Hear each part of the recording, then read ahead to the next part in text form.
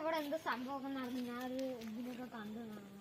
ഇവിടെ ഒരു പ്രേതം വന്നിട്ടുണ്ട്. ഒരാൾ ചത്തിട്ടുണ്ടായിരുന്നു. അതിന്റെ ആത്മാവ് ഇവിടെ എല്ലാരും കൂടി കൂടിയിട്ട് ആത്മാവ് ചേട്ടാ എന്റെ ഫ്രണ്ട്സ് ആയിട്ട് മരിച്ചത്. എന്തോ കഥ അങ്ങനെ അവിടെ എന്താ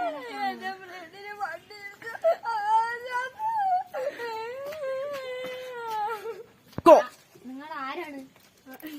ഫ്രണ്ടിന്റെ എന്തെങ്കിലും ഞാൻ മരിച്ചു പോലേ? ആ വണ്ടിന്റെ ബാക്കിലിരുന്ന് മരിച്ചവനാണ് ഞാൻ.